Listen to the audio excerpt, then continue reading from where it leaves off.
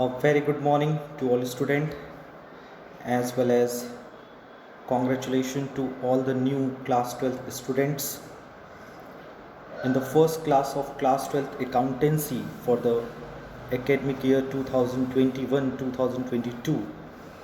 Firstly, we discussed the new syllabus as per Central Board of Secondary Education for the class 12th accountancy. If you are talking about the syllabus of the class 12th accountancy, so you know very well the duration of this paper for the final examination is of 3 hours. And if you are talking about the marks distribution, so the theoretical marks is 80 marks and the project based marks is 20 marks. यानी total आपका जो paper है वो 100 marks का है, जिसमें theory का weightage है 80% यानी 80 मार्क्स, और प्रैक्टिकल का जो वेटेज है वो है 20%, दैट इज़ इन 20 मार्क्स. सो आज इस वीडियो में हम लोग पहले डिस्कस करेंगे कि हमारा जो अकाउंटेंसी क्लास 12 का सिलेबस है उसमें कौन कौन से चैप्टर्स हमें डिस्कस करने हैं.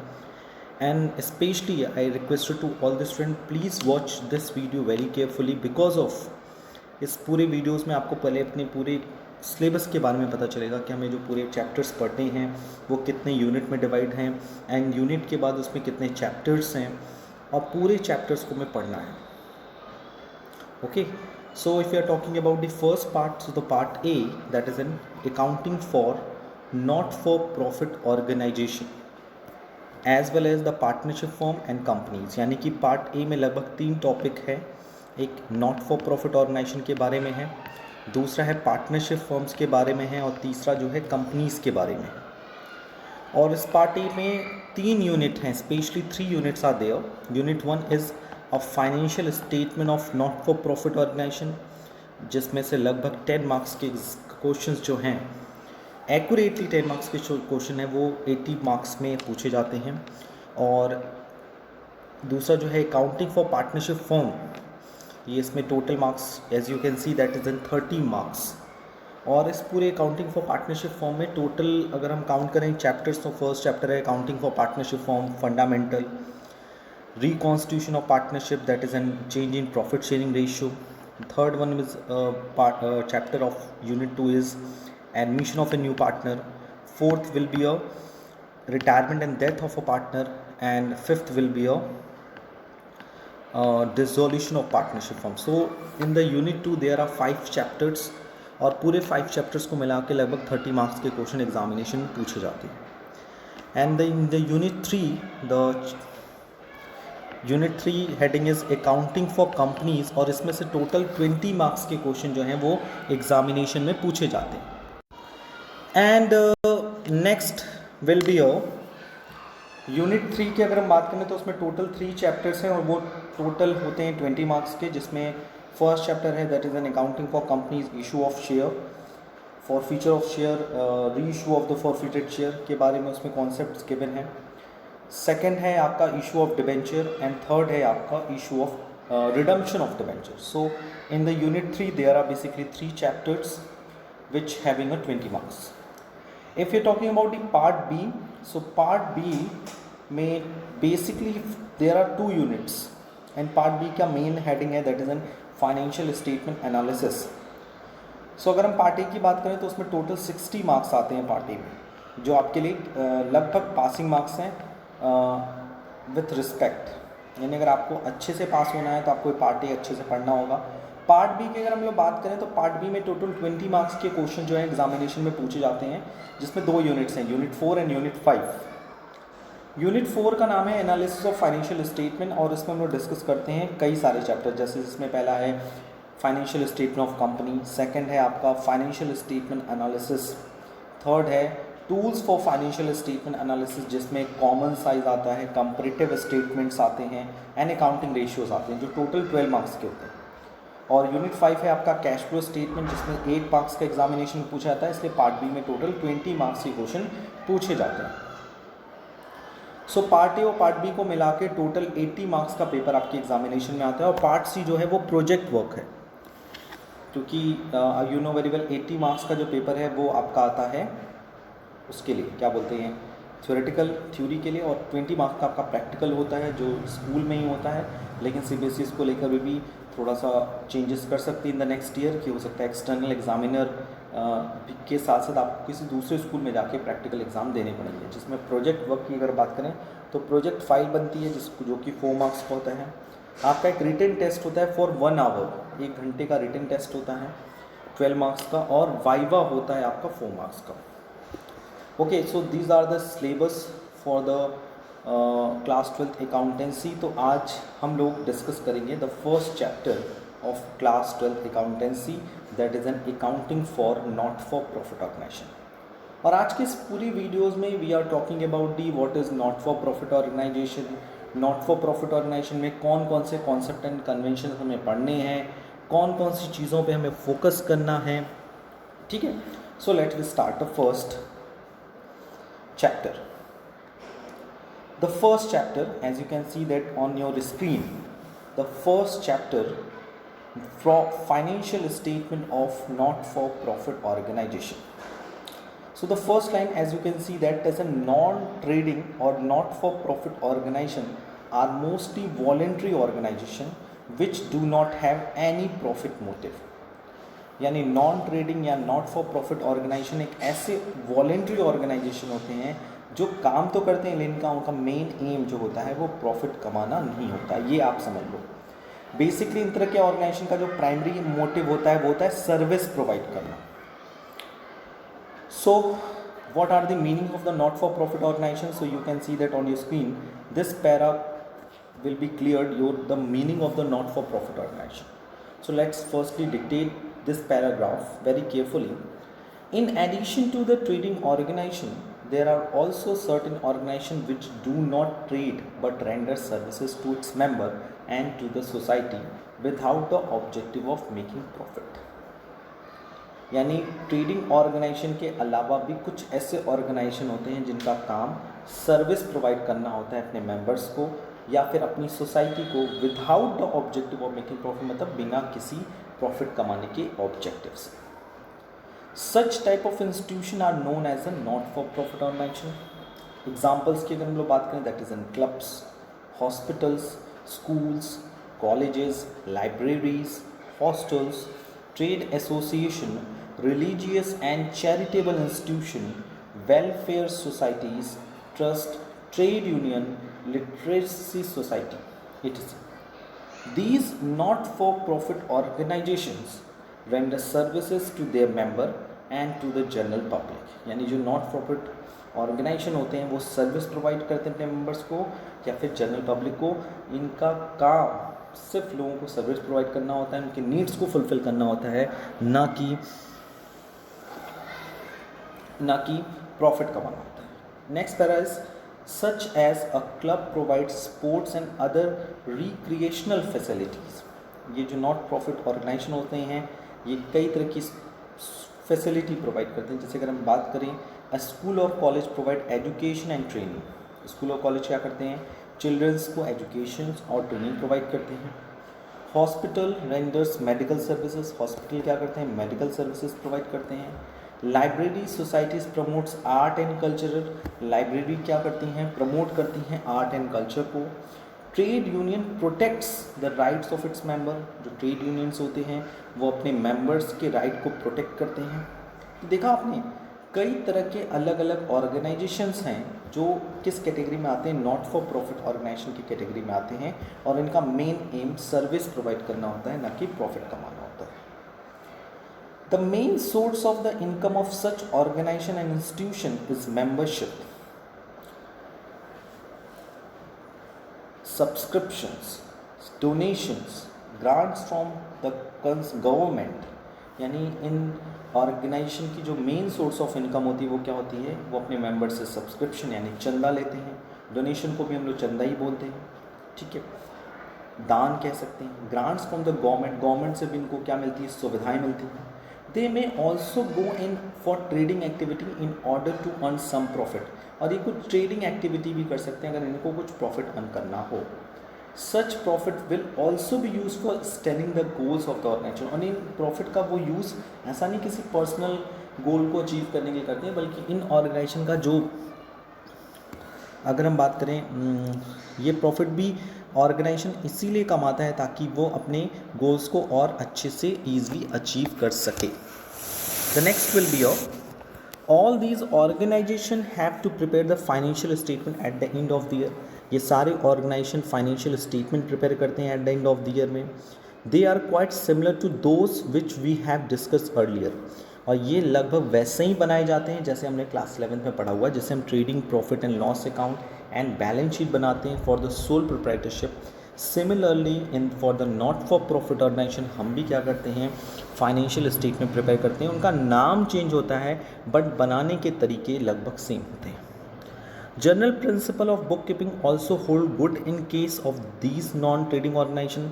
और जो हम बेसिकली जो जनरल प्रिंसिपल फॉलो करते थे, जो कॉन्सेप्ट एंड कन्वेंशंस फॉलो करते थे, जो हम लोग nominal account, real account and personal account के रूल फॉलो करते थे, वो भी यहाँ फॉलो किए जाते हैं।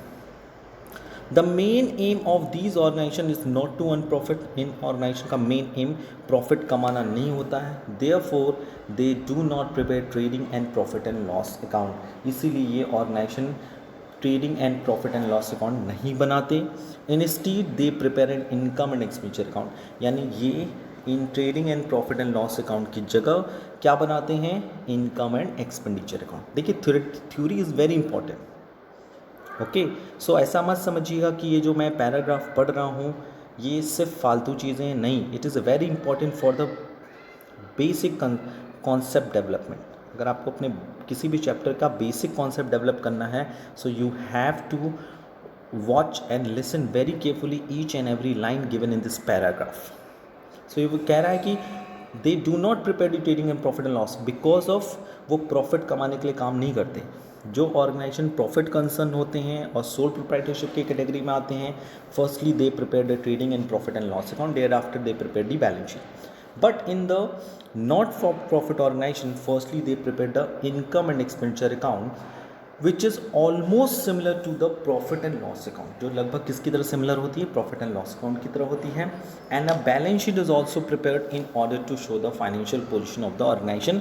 और ये अपनी ऑर्गेनाइजेशन के फाइनेंशियल पोजीशन को पता करने के लिए बैलेंस शीट भी प्रिपेयर करते हैं। ओके, तो ये था कुछ basic introduction about the not for profit organization. आइए डिस्कस करते हैं what are the main characteristics of not for profit organization. Okay, the main characteristics of not for profit organizations are the number 1, such organizations are formed for providing services to a specific group or to the public at large। यानी ये organisation service provide करने के लिए बनते हैं किस कैसे group को, स्पेसिफिक ग्रुप्स को, वो भी लार्ज लेवल पे। ऐसा नहीं कि छोटे छोटे लेवल्स पे not for profit organization formed होते हैं। इनका बेसिक पर्पस होता है सर्विस प्रोवाइड करना, वो भी एट लार्ज लेवल पे, जैसे कि education, health care, sports and entertainment. The main objective of these organizations is to provide service either free of cost or at a concessional rent and not to earn profit।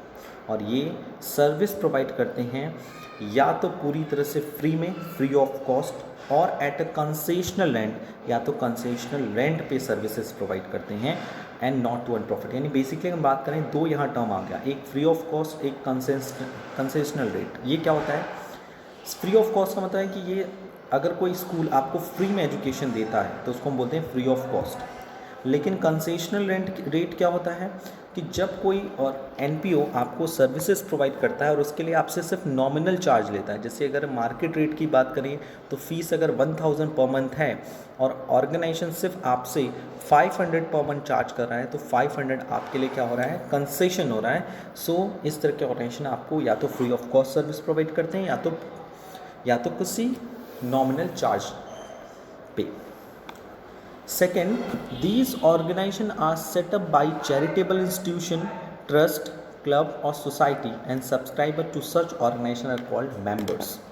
ये organisation specially किसी charitable institution के through, किसी trust के through, clubs के through या societies के through develop किए जाते हैं, और उसके जो सब्सक्राइबर होते हैं, यानी कि अगर हम मेंबर्स की बात करें तो वो उसके मेंबर कहलाते हैं। सिंपल सी बात है। These organizations are usually managed by managing bodies or executive committee elected by its member। Simply अगर हम बात करें तो एक बड़े लेवल का एनपीओ है। तो उस एनपीओ को चलाने के लिए जितने एनपीओ के शेयर होल्डर्स हैं या ओनर्स हैं वो सब मिल के नहीं चलाते, उसमें से हम कुछ मेंबर्स को क्या करते हैं, मेंबर्स के थ्रू कुछ एक कमेटी बनाई जाती है जो मेंबर, जैसे एक एनपीओ जिसमें लगभग 100 मेंबर्स हैं, तो 100 मेंबर्स क्या करेंगे, किसी 5 मेंबर को या 10 मेंबर्स को मैनेजिंग डायरेक्टर या एक बोर्ड के रूप में या कमेटी के रूप में एक फ्रेम किया जाएगा, जो इलेक्ट कैसे होंगे, मेंबर्स के through. Number 4, the main source of their income. अगर हम इस एनपीओस की मेन सोर्स की बात करें तो उसमें आता है subscription from there members, members के थ्रू जो सब्सक्रिप्शन आता है वो। Donation from its member and others, donation members भी कर सकते हैं, मेंबर्स के अलावा कोई आउटसाइडर भी कर सकते हैं।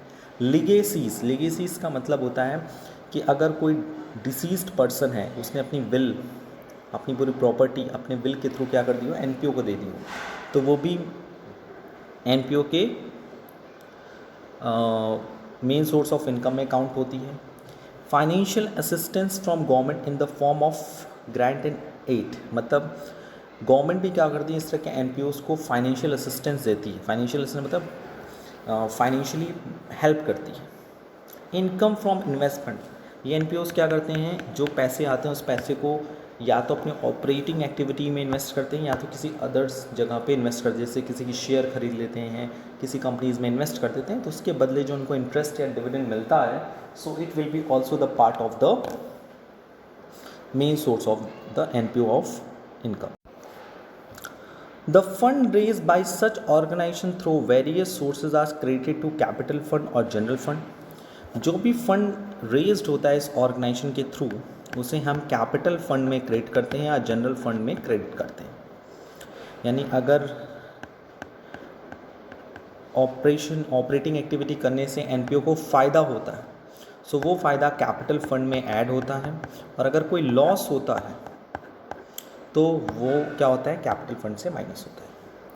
The surplus generated in the form of the excess of income over expenditure is not distributed among its member, it is added to capital fund. ये भी याद रखना है कि अगर ड्यूरिंग द ईयर एनपीओ का जो इनकम है वो उसके एक्सपेंडिचर से ज़्यादा होता है तो उसे मेंबर्स के बीच में बांटा नहीं जाता। ये कोई प्रॉफिट ऑर्गेनाइजेशन नहीं कि फ़ायदा हो गया तो मेंबर्स उसको बांट के ख़त्म कर देंगे, नहीं, वो पैसे जो होते हैं उससे हम अपने एनपीओस की जो कैपिटल फंड है यानी जो बिजनेस का पैसा है उसी में ऐड बैक करते हैं और उससे उसकी कैपिटल को इंक्रीज़ करते हैं। These organizations are supposed to maintain proper books of account to meet the legal requirement and to exercise proper control over utilization of their funds. ये ऑर्गेनाइजेशन भी properly books of account prepare करते हैं ताकि उन्हें ये पता चल सके कि जो उनके पास फंड्स हैं उनका वो प्रॉपरली यूटिलाइजेशन कर रहे हैं या नहीं। Number 8, these organizations are supposed to prepare their financial statement at the end of the each accounting period in the form of, listen carefully, ये ऑर्गेनाइजेशन साल के एंड में फाइनेंशियल स्टेटमेंट प्रिपेयर करते हैं, रिसीप्ट्स एंड पेमेंट अकाउंट बनाती हैं, second income and expenditure account बनाते हैं, थर्ड बैलेंस शीट बनाते हैं। इस पर हम लोग डिटेल डिस्कशन बाद में भी करेंगे कि कैसे कोई भी एनपीओस अपना रिसीप्ट्स एंड पेमेंट अकाउंट बनाती है या फिर इनकम एंड एक्सपेंडिचर अकाउंट बनाती है या फिर बैलेंस शीट बनाती है। पहले तो हमें ये जानना बहुत ज़रूरी है कि ये जो ऑर्गेनाइजेशंस हैं ये किस तरह से receipts and payment account, income and expenditure account और बैलेंस शीट बनाती है, ओके। लेकिन इसके पीछे बेसिकली क्या रीजंस होते हैं ये भी जानना बहुत ज़रूरी है। सो ये ऑर्गेनाइजेशन क्या करते हैं, at the end of the year में फाइनेंशियल स्टेटमेंट बनाते हैं। उसमें फाइनेंशियल स्टेटमेंट में कौन कौन से 2 अकाउंट्स होते हैं statement. First account is receipts and payment account, second income and expenditure account and third statement का नाम होता है balance sheet. The next point is the difference between not for profit organisation.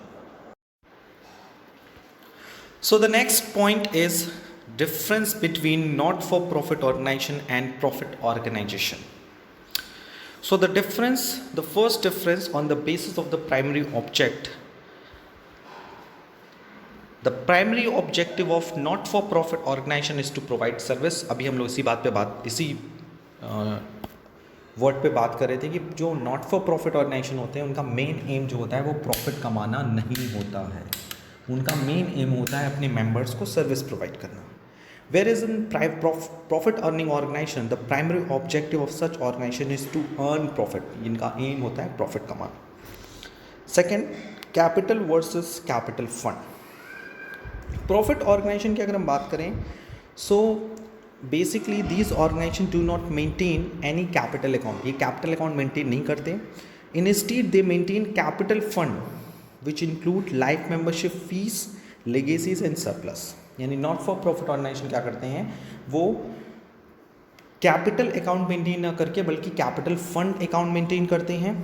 यानी capital fund basically capital fund maintain करते हैं। उस fund में जितने भी बेसिकली फंड्स होते हैं ऑर्गेनाइजेशन के, जैसे कि लाइफ मेंबरशिप फीस हो, आपकी लेगेसीज हों, या कोई भी सरप्लस अगर ड्यूरिंग द ईयर इनकर्ड होता है, जिसे हम लोग बोलते हैं excess of income over expenditure, उसको हम लोग काउंट करते हैं। In the case of profit earning organization they maintain a capital account, as you know very well. इसमें हम लेजर बनाते थे, जर्नल एंट्रीज करते थे, ये सारी चीज़ें की जाती हैं। The third one is a surplus versus profit. Not for profit organisation में बेसिक कॉन्सेप्ट जो होता है वो होता है excess of income over expenditure या excess of expenditure over income.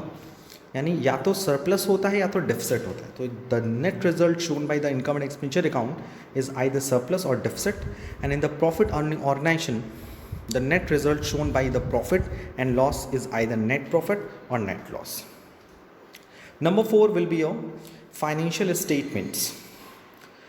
If you are talking about the financial statement of not-for-profit organizations, the financial statement of these organizations includes receipts and payment account, income and expenditure account, and balance sheet.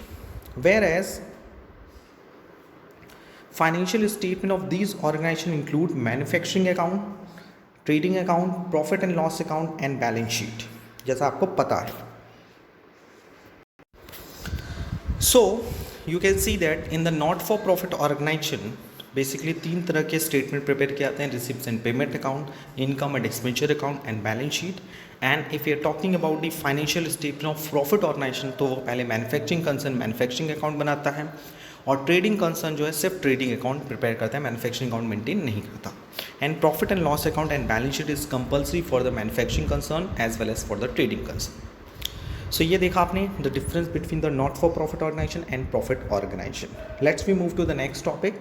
The next topic is what is the first account, that is a receipts and payment account in case of the not for profit organization. You know very well, if you are talking about the financial statement prepared by the not for profit organization at the end of the accounting year,